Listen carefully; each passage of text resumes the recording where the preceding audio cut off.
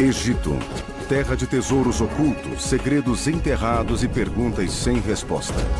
Como uma civilização que não contava com ferramentas básicas de ferro foi capaz de construir os monumentos mais emblemáticos e duradouros do mundo?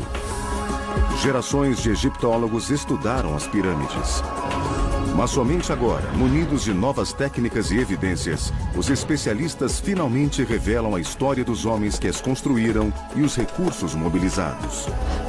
Eles desencadearam uma revolução. Quem construiu as pirâmides? E por quê? Egito revelado. Pirâmides. 7 quilômetros de comprimento é o tamanho mínimo dele. É como um grande labirinto. Quem não souber o caminho nunca vai voltar. O Dr. Zahi Hawass explora uma rede de túneis sob uma montanha de pedra, uma pirâmide. A câmara em seu centro abriga um único sarcófago vazio. A razão para essa estrutura imensa ter sido construída. Esse lindo sarcófago de alabastro é uma das descobertas mais incríveis já feitas dentro das pirâmides. Ele revela a crença religiosa dos egípcios antigos de 5.000 anos atrás. As pirâmides eram construídas para abrigar o corpo de um rei ou rainha. Mas eram mais do que um monumento funerário. Os faraós acreditavam que as pirâmides tinham uma função prática. Elas os conduziriam à vida após a morte. Hoje sabemos que no Egito Antigo a origem da palavra pirâmide é ascender. Então há uma ligação direta entre a forma das pirâmides e a ascensão do faraó ao reino celestial. Existem cerca de 80 pirâmides no Egito. Embora a civilização egípcia tenha existido por 3.000 anos, a maioria delas foi construída durante uma era de prosperidade que durou pouco mais de um século. A maior é a Grande Pirâmide de Quéops, a única das 7 maravilhas do mundo antigo ainda de pé. Ela foi feita com quase 6 milhões de toneladas de rocha, cortadas, esculpidas e transportadas à mão. Durante mais de 3.000 anos, foi a construção mais alta do planeta. A pirâmide de Quéops está localizada nos arredores da cidade do Cairo. Ao seu lado estão pirâmides menores, construídas pelos descendentes de Quéops. São a imagem clássica do Egito. Quando ficamos diante das pirâmides, ficamos de queixo caído. Ninguém nunca viu nada parecido. E acho que isso só aumenta a aura que envolve o mistério das pirâmides. Por isso queremos uma explicação para sua existência. É a questão que mais intriga os egiptólogos. Esta civilização não contava com uma tecnologia de engenharia moderna. Por que então almejou a construção de algo tão monumental? Para descobrir a resposta, os arqueólogos voltaram centenas de anos antes das pirâmides para analisar as primeiras sociedades egípcias. Em algum ponto do primeiro período da história do Egito, existia a crença na vida após a morte, e essa crença era representada pelo fato de os mortos serem enterrados em covas rasas, cavadas no chão. Estes primeiros túmulos eram cobertos com pilhas de pedras e areia. Talvez para proteger os corpos de animais carniceiros. Ao longo do tempo, estes montes funerários assumiram um simbolismo religioso na história egípcia da criação. Este monte, sobre a tumba, provavelmente representa o primeiro monte emergido do oceano primordial, quando a vida e o mundo foram criados. Era um símbolo da vida, um símbolo da vida. E tinha o poder de ressuscitar o rei para a nova vida após a morte. Estes são os primórdios, as primeiras estruturas no Egito, colocadas sobre um túmulo para garantir o renascimento dos mortos. Mas como pequenos montes de areia se transformaram em imensas pirâmides de pedra? No começo eram bem rústicas, mas aos poucos se tornaram cada vez mais elaboradas. Antes eram apenas um buraco no chão coberto por um monte, e então esse monte se tornou uma mastaba. O monte se tornou uma construção, a mastaba. Em vez de pilhas de terra, tijolos de barro eram dispostos para formar paredes inclinadas, rematadas por um teto plano. O professor Gunther Dreyer passou anos investigando esta evolução. Ele acredita que estes primeiros túmulos foram construídos para que o ocupante da tumba pudesse armazenar bens suficientes em sua jornada para o outro mundo. Eles precisavam de tudo o que tinham na outra vida. Primeiro, é claro, comida. Depois, ferramentas, armas, joias, tudo. A mastaba era um misto de tumba, palácio e armazém. Tijolos de barro eram o único material de construção disponível.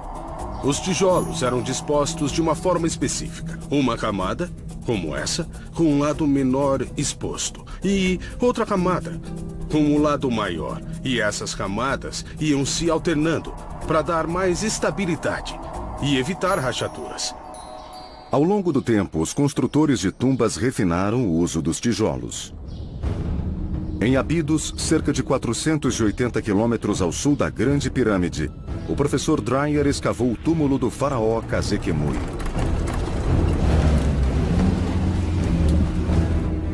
A tumba foi novamente enterrada na areia para ser protegida.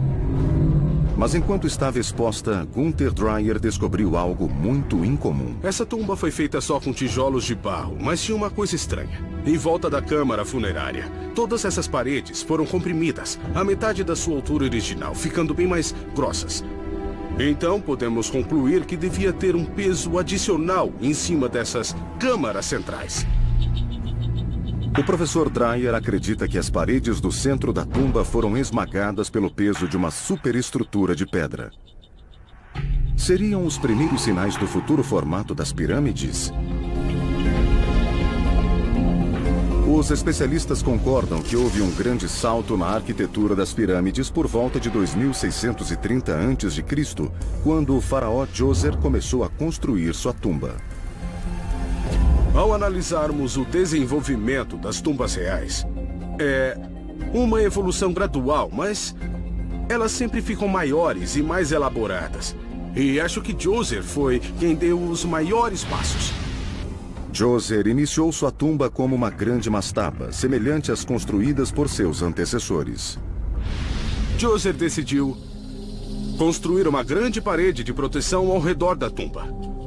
Mas a parede escondia a visão dessa tumba. Então, seu arquiteto criou uma solução bem simples para torná-la visível de novo, que foi construir outro topo em cima do primeiro, outra mastaba sobre ele. Assim surgiram os degraus. Pirâmides de 6 degraus, com mais de 60 metros de altura. As pirâmides de degraus desempenharam um papel importante, não apenas na história do Egito, mas também na história da arquitetura. Em Saqqara, no sul de Giza, situa-se a maior construção de pedra do mundo.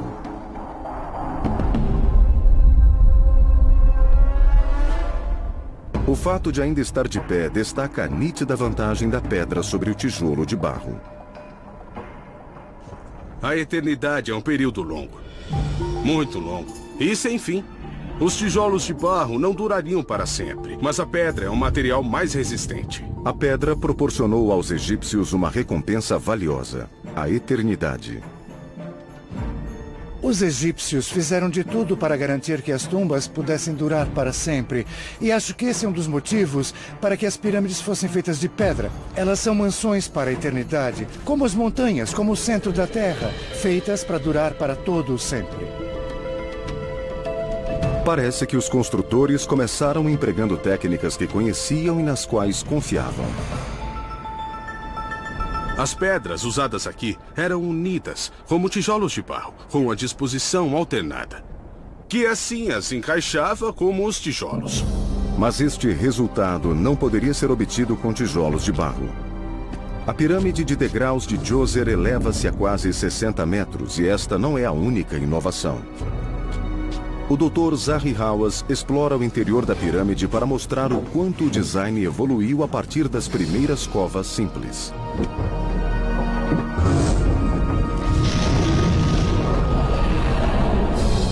Há mais de 5 quilômetros de túneis nesta tumba. Câmaras construídas sob toneladas de pedras para abrigar Djoser, sua família e seus bens com muito esplendor. Essa câmara funerária é um milagre. Um milagre da arquitetura. Uma pirâmide de degraus. A primeira pirâmide de pedra da Terra.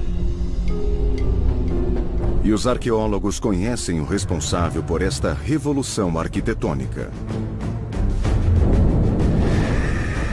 Eles já podem dar um nome ao homem, ao gênio que projetou as primeiras pirâmides. Muitos aspectos das pirâmides do Egito são notáveis. Seu tamanho, sua idade e o fato de ainda estarem de pé. O mais incrível é que podemos dar um nome ao arquiteto que construiu as primeiras pirâmides para o faraó Djoser. Quando falamos sobre as grandes inovações da história, pensamos na roda, pensamos na invenção do fogo e não conseguimos associar um nome a essas invenções. Mas nós temos um nome para o homem que criou a arquitetura em pedra. Especialista na arte do Egito Antigo, o Dr. Robert Bianchi acredita que os vestígios de uma estátua do faraó Djoser revelam o nome de seu arquiteto. Essa estátua foi descoberta perto do recinto das pirâmides de Djoser em 1926. É importante por várias razões. Primeiro, preservou o nome de Djoser para nós. Um dos nomes está aqui à esquerda. Quando começamos a ler as inscrições na estátua, vemos uma coisa extraordinária e quase única na história da arte egípcia, que está na segunda linha, no canto inferior esquerdo. Lemos E-E-M-O-T-E-P, o nome de Imhotep. Temos o nome de Djoser e esse epíteto que se refere a Imhotep na estátua. Djoser elevou Imhotep a um status quase divino. A estátua de um rei era sagrada, já que seria uma extensão de seu corpo. O fato de o nome deste homem mortal, Imhotep, estar gravado na estátua de Djoser é extraordinário. Então nos perguntamos por que ele faria isso. A resposta a isso talvez esteja na série de títulos que definem a posição de Imhotep no lado direito. Ele é o carpinteiro, o escultor e o designer dos vasos de pedra. Isso nos mostra as atribuições que esse homem ostentava, o que nos leva a crer que ele era o arquiteto da grande pirâmide de degraus, que foi o primeiro monumento de pedra já criado na história do mundo. Imhotep, o nome do homem que construiu as primeiras pirâmides. Ele foi o primeiro a mudar a arquitetura do mundo antigo, de tijolos de barro para pedra calcária.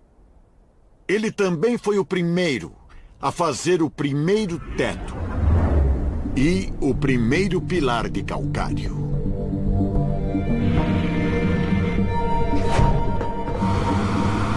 O arquiteto especializado em história, Jonathan Foyle, está tentando desvendar o processo mental que teria levado Imhotep a esboçar o projeto das pirâmides.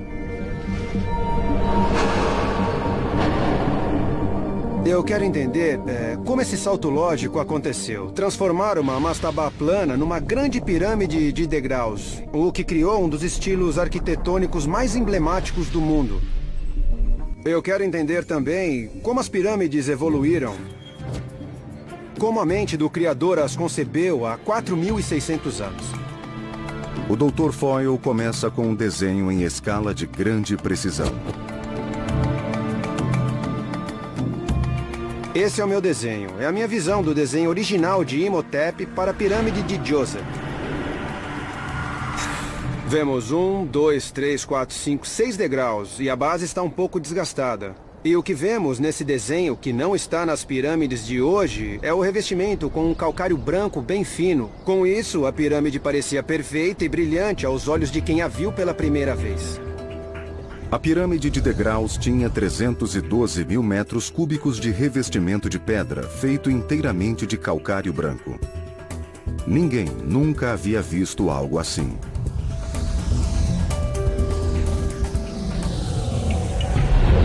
E é evidente que gerações de egípcios reconheceram as façanhas de Imhotep, reverenciando seu nome. Na época, ele até se tornou um deus, uma honra geralmente reservada aos reis. Na era moderna, os arqueólogos começaram a especular sobre o túmulo do próprio Imhotep. Que tipo de sepulcro um mestre das tumbas construiria para si mesmo?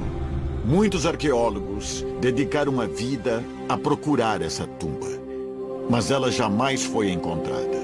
Nas minhas escavações aqui, que ocorrem há mais de 20 anos, eu vejo o sonho de todos. E todos procuram Imhotep. Dizem que a tumba de Imhotep seria comparável à de Tutankhamon. Nenhum vestígio foi encontrado, mas muitos têm certeza de que sabem onde procurar. Acho que a tumba de Imhotep devia ficar perto do complexo da pirâmide de degraus, talvez a sudoeste. Temos que achá-la para descobrir. Mais cedo ou mais tarde, algum arqueólogo de muita sorte ainda vai encontrá-la. Vasculhando os arredores da pirâmide, Campbell Price espera ter esta sorte.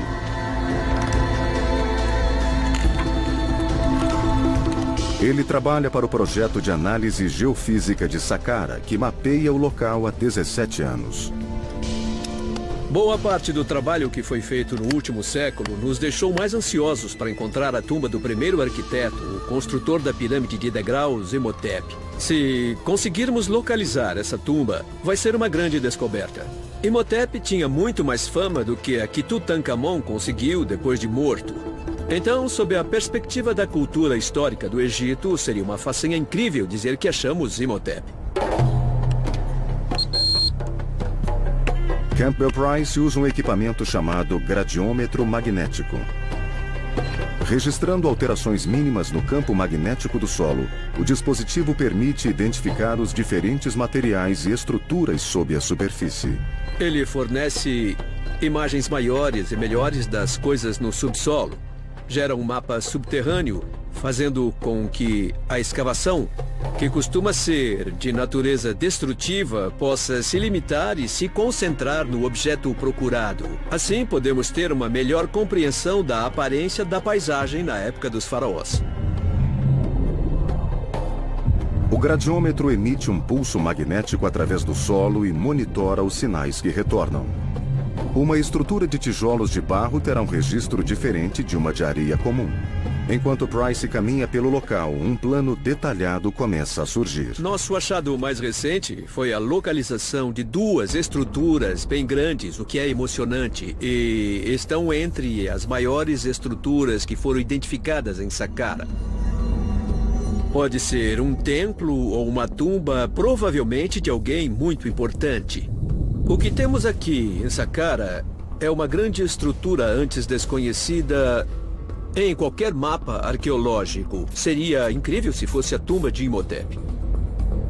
Se Price encontrar a tumba de Imhotep, será uma descoberta de imensa importância. Mas levará algum tempo até que tenham certeza, já que qualquer escavação aqui seria lenta e meticulosa. Em contrapartida, o trabalho de Imhotep catalisou uma mudança súbita e dramática. O estilo de construção dos egípcios mudou subitamente, iniciando uma era de ambição desmedida. Ela produziu alguns dos edifícios mais espetaculares de que se tem notícia.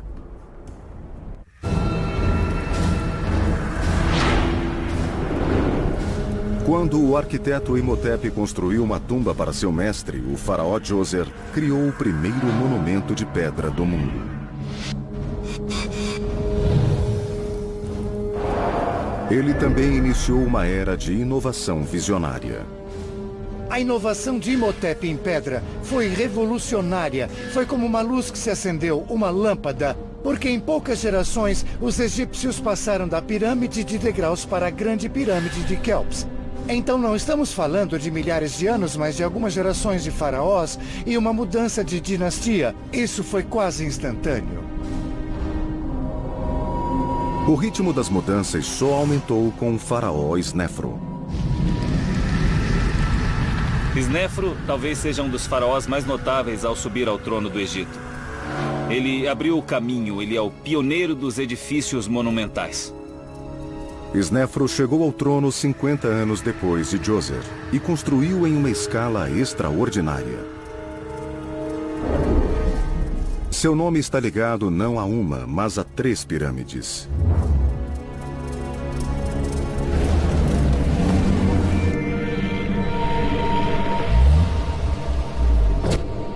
O arquiteto histórico Jonathan Foyle investiga 3 projetos bem diferentes. Acredita-se que o primeiro a ser construído está na necrópole de Meidum. Meidum é muito interessante. Parece representar um tipo de transição, porque pega o protótipo da pirâmide de degraus, mas aumenta a escala. Esse edifício é bem maior, podemos ver por comparação direta, lado a lado. E depois que essa coisa de 8 degraus foi erguida, parece que decidiram voltar e instalar um revestimento externo. Eles queriam aplainar as laterais, embora o projeto original não fosse o de uma pirâmide. Aqui o revestimento de calcário foi raspado e agora está uma pilha ao redor da base da pirâmide. Meidum possui um design parecido com o da pirâmide de degraus, mas em uma escala bem maior. Hoje está parcialmente destruída, mas no passado chegava a mais de 90 metros. No entanto, ainda não era o suficiente para Snefru. Ele começou novamente e desta vez tentou construir a primeira pirâmide com laterais lisas. A chamada Pirâmide Torta está localizada a 40 quilômetros ao norte de Meidum. Gosto da pirâmide torta de Snefru. O nome é bem óbvio, porque cada lado tem 2 declives. O nível de baixo é mais íngreme do que o de cima. E nós perguntamos, por quê? Parece que a intenção era que fosse a primeira pirâmide com lados iguais. Ela começou bem íngreme, com mais de 50 degraus. E se continuasse subindo, seria mais alta que a própria grande pirâmide. Mas então, alguma coisa aconteceu. Deve existir alguma explicação, um problema técnico que fez com que criasse um nível com um declive bem menor. Com 43 degraus para concluir. Será que foi um grande erro e um desperdício de energia? Os construtores de Snefru pensaram, vamos terminar isso e seguir em frente, porque é um experimento fracassado? Eu gosto da ideia de que a pirâmide torta era para ter sido uma pirâmide normal. Eu acho que ela representa um tipo de protótipo. E isso talvez queira dizer que houve um problema nas fundações, como rachaduras, que acabou levando à mudança no projeto. Peter Brand acredita que a forma desta pirâmide é produto da ambição excessiva dos construtores. Eles sabiam que não podiam concluir a construção que planejaram e literalmente mudaram de direção. Isso reduziria o número e também o peso das pedras no topo da pirâmide e colocaria menos pressão nas rachaduras que já tinham começado a se formar. Jonathan Foyle examina o interior da estrutura para encontrar evidências que confirmem esta teoria. Sinais que podem ter levado os engenheiros egípcios a reformular o projeto. Aqui tem uma pequena rachadura. Bom, não é muito pequena, posso enfiar o braço inteiro nela. Passa por cima da minha cabeça e vai até o outro lado. Talvez seja a forma de como a fachada foi assentada quando eles poliram as pedras por baixo. Mas eu ficaria preocupado com isso, porque não houve uma boa aderência entre as pedras por aqui. Este corredor descendente suportava o peso de mais de 1.200.000 metros cúbicos de pedras. O Dr. Foyle acompanha a rachadura que vai até o centro da pirâmide, a câmara funerária. É incrível. É como uma catedral. E tem rachaduras por toda parte. Essa parede foi dividida. Esses blocos sólidos foram separados e uma parte está se projetando sobre a minha cabeça. E tem uma grande rachadura naquela parede de baixo. Para onde quer que se olhe, tem uma grande tensão sobre a construção. É possível que Snefru, na tentativa de construir um monumento que durasse para sempre, tivesse visto estas rachaduras e abandonado a pirâmide torta para iniciar uma terceira estrutura mais sólida. Depois de muita tentativa e erro na pirâmide torta, com suas laterais inclinadas e falhas estruturais, Snefru conclui seu experimento aqui com a pirâmide do norte ou vermelha. Ela foi feita sobre uma base sólida com lados inclinados, regulares e alvenaria bastante refinada. Então é bem sólida. Essa pirâmide é perfeita, mas é um colosso. Sua escala é imensa e se compararmos com o protótipo de pirâmide de degraus de algumas gerações anteriores, é totalmente diferente. Eles já tinham virado a página. Este é o produto do que Snefru aprendeu em Meidum com a pirâmide torta. A primeira pirâmide verdadeira, com lados lisos e brilhantes, imitaria os raios do sol e levaria o faraó para a vida após a morte. Após 2 tentativas, Snefru finalmente havia projetado a pirâmide perfeita. Ela seria a referência de dezenas de pirâmides que vieram depois. Mas há quem discorde desta teoria. O arqueólogo Vassil Dobrev não está convencido de que a pirâmide torta tenha sido um fracasso deixado para trás. Tem um problema com a teoria tradicional. E ele é muito simples. A pirâmide torta, que tem sido considerada um acidente, um monumento abandonado, na verdade, é a pirâmide mais preservada do Egito. Grande parte do revestimento da pirâmide ainda está intacto. Ela parece ter sido concluída. Dobrev questiona os motivos pelos quais Snefru aplicaria tantos recursos para depois abandonar um projeto que havia idealizado. Para mim, a pirâmide torta não é um acidente. Pelo contrário, é um exemplo excelente da forma como os arquitetos de Snefru construíam pirâmides. Era o começo da ideia. Era uma coisa nova, uma coisa original que ninguém nunca tinha feito antes. Se o design da pirâmide torta era proposital e ela foi concluída como previsto, por que Snefru quis fazer um terceiro monumento? A resposta talvez esteja na compreensão da finalidade da pirâmide. Uma teoria sugere que a pirâmide é uma réplica do Monte da Criação, o chamado Monte Bem-Bem, ou Colina da Criação, que surgiu no dia em que os raios do sol chegaram ao abismo aquático, iniciando a criação.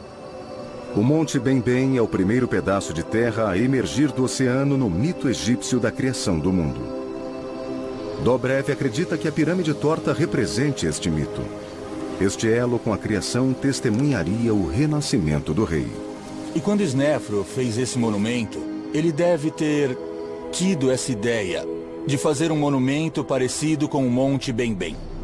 E a teoria de Dobrev também explica por que Snefru construiu mais de uma pirâmide. Ele queria subir ao céu. E uma vez lá em cima, precisava descer.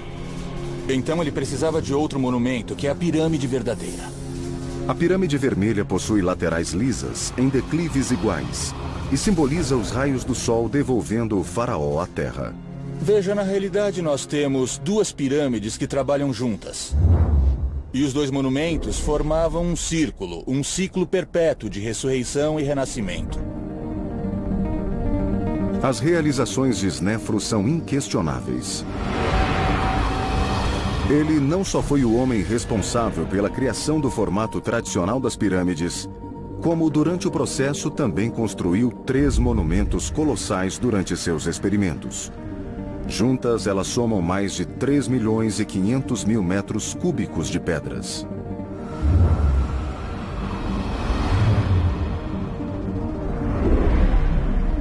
Se pensarmos na quantidade, no volume e no peso de pedras lapidadas para formar as pirâmides de Snefru, nenhum outro rei da história do Egito usou tantas pedras na construção de seus monumentos. Mas as pirâmides de Snefru não seriam lembradas como os maiores feitos da engenharia da civilização egípcia. Elas logo seriam ofuscadas pela maior pirâmide já construída. Um monumento de tamanha precisão que até hoje as pessoas questionam se foi uma façanha de uma antiga civilização. A Grande Pirâmide de Giza.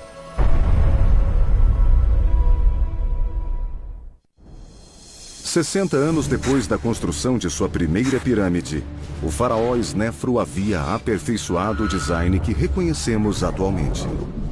Suas pirâmides são os protótipos, os modelos experimentais que permitiram que Kelpis construísse essa pirâmide tão perfeita desde o começo. Kelpis era filho de Snefru. Ele deve ter presenciado a construção dos maiores monumentos que o mundo já viu.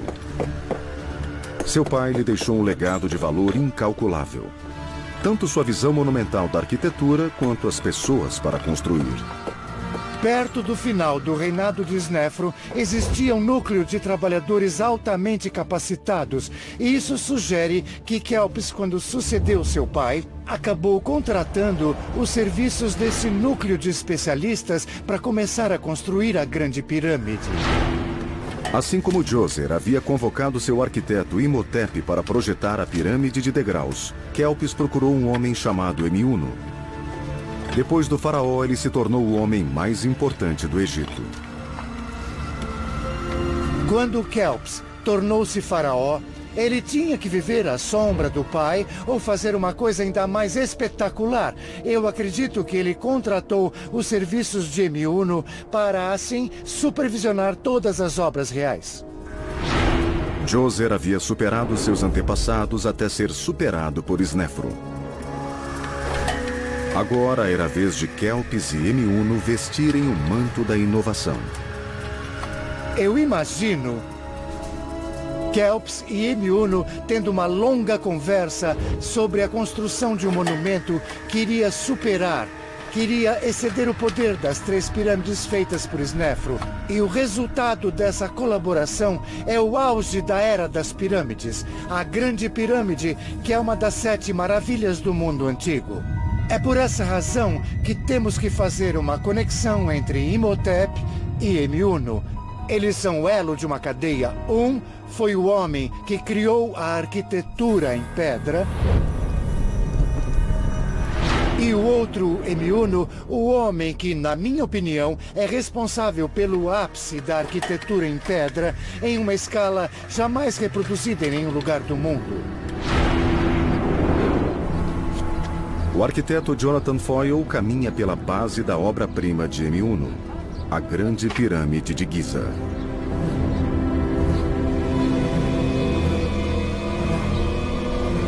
Mas como? É a primeira pergunta que me vem à cabeça. Não dá para ter uma noção do tamanho até chegar bem perto.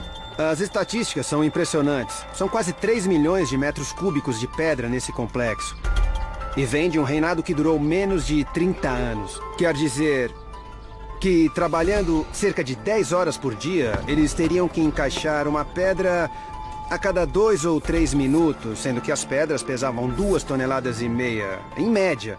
Então, é uma façanha incrível da engenharia. Análises revelaram que as dimensões desta pirâmide são incrivelmente precisas. O local foi nivelado com tamanha precisão que a altura da base varia apenas uma fração de centímetro. As faces leste e oeste foram alinhadas de forma a apontar para o norte verdadeiro. E tudo isso foi alcançado com o uso de ferramentas muito rústicas. Isso parece ridículo que o fim da construção em pedra tenha acontecido depois da aparente perfeição que alcançaram quase que instantaneamente. Alguns vestígios recordam que a pirâmide foi construída à mão.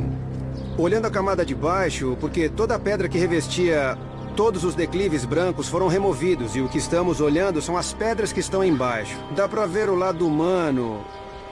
Pessoas fizeram isso no final. Debaixo da perfeição tem vários blocos rusticamente lavrados. São irregulares, não são modulares, são desiguais e foram encaixados da melhor forma possível e unidos com argamassa. Vemos imperfeições sob o revestimento, é bem evidente aqui. Mas isso não diminui em nada essa incrível façanha. As inovações mais impressionantes de Emiuno podem ser encontradas dentro da Grande Pirâmide. O Dr. Zahi Hawass, o arqueólogo-chefe do Egito, entra por um túnel escavado há vários séculos por ladrões de tumbas.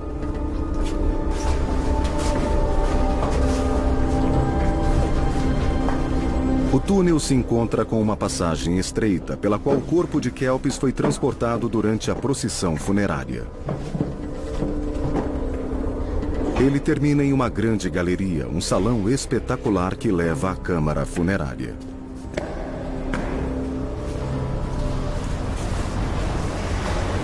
Aqui fica a incrível câmara funerária. Ela é toda feita de granito. Kelps foi enterrado nesse sarcófago. E teve ao redor dele tudo o que precisaria na outra vida. Os blocos sólidos de granito que formam a câmara foram cortados e dispostos com tal perfeição que mesmo depois de 4.500 anos, uma lâmina de barbear não caberia entre as fendas. O granito aqui é uma linha de defesa. Mesmo quando o faraó estava vivo, as tumbas eram roubadas.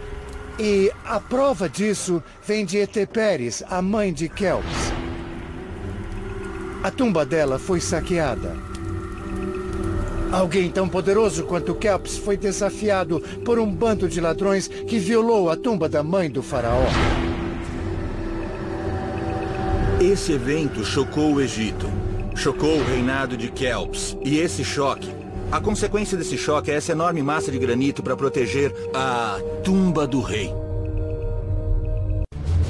Em 2528 a.C., os faraós do Egito Antigo haviam construído uma série de pirâmides, cada uma mais perfeita do que a anterior, culminando na maior que o mundo já viu, a Grande Pirâmide de Kelps. Mas o país pagou um preço por esses empreendimentos. As pirâmides praticamente faliram o Egito por causa do imenso esforço despendido para construí-las. Quando Gedefra, filho de Kelps, chegou ao trono, ele precisava encontrar uma nova forma de construir seu próprio túmulo impressionante. Ele escolheu o local de sua pirâmide 8 quilômetros ao norte, em uma colina chamada Abu Roash. O arqueólogo Peter Brand a escala para nos mostrar o que restou da pirâmide de Gedefra.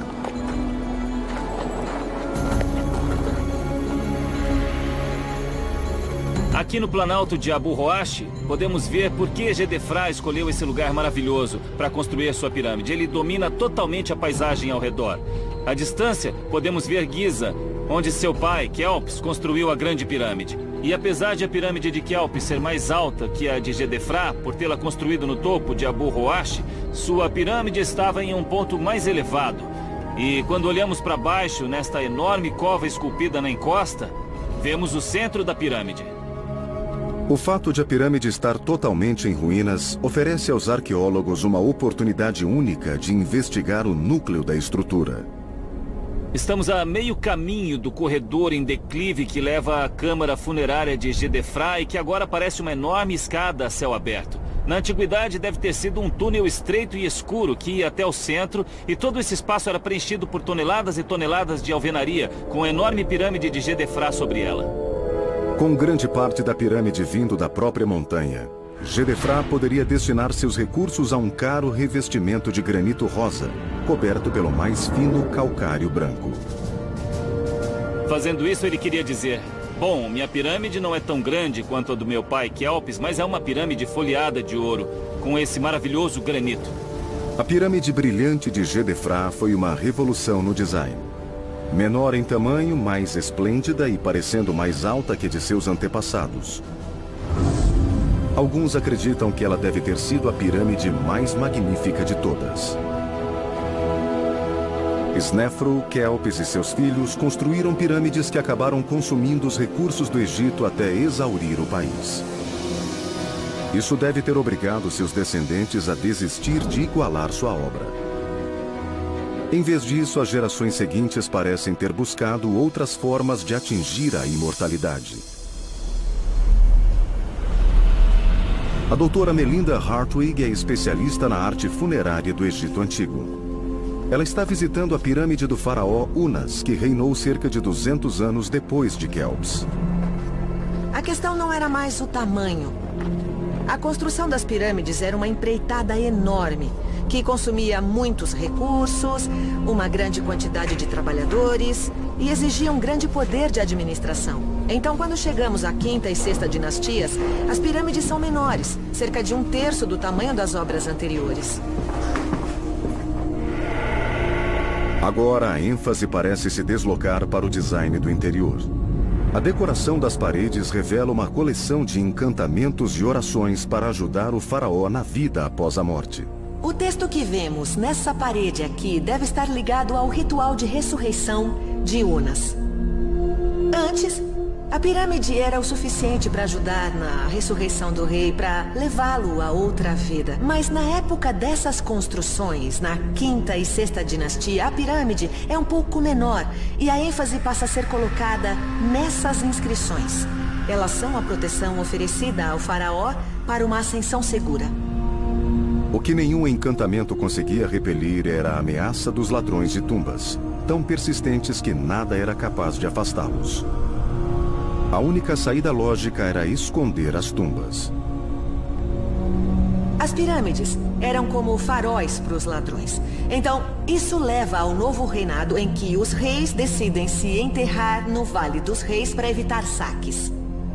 No isolado Vale dos Reis, os túmulos foram escondidos sob penhascos altos. O topo de uma montanha domina a paisagem, criando uma pirâmide natural. Uma evocação dos rústicos montes sagrados sob os quais os primeiros egípcios enterravam seus mortos. A localização de cada túmulo era mantida em segredo. E esse foi um dos motivos para que a tumba de Tutankhamon conseguisse permanecer escondida por tanto tempo. A tumba foi enterrada no Vale dos Reis, e seus arquitetos e projetistas tiveram o trabalho de camuflar a área ao redor para que parecesse uma paisagem desértica. Todas as pirâmides foram saqueadas e saíram de moda entre os faraós, mas ainda permanecem de pé.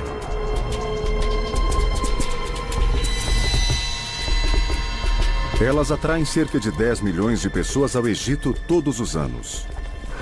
As pirâmides deixaram uma impressão duradoura na civilização ocidental.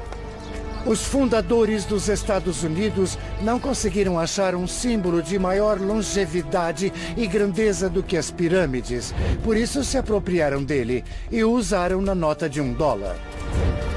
A origem desse legado de 4.000 anos pode ser atribuída a um homem. Aquele que construiu o primeiro edifício de pedra, o primeiro arquiteto cujo nome conhecemos, Imhotep. As coisas teriam sido diferentes se não fosse pela arquitetura de Imhotep. Ele visualizou os elementos da construção em pedra e projetou a pirâmide de degraus que acabou levando à grande pirâmide de Giza. Veja, essa inovação, essa invenção se compara à da roda e à do fogo, porque todos os arranha-céus do mundo, os prédios em que eu e você entramos e saímos todo dia, jamais teriam sido possíveis sem a inovação criada por aquele homem. Imhotep foi um homem de visão pioneira e grande ambição. Mas nem ele poderia prever a marca indelével que deixaria no mundo moderno.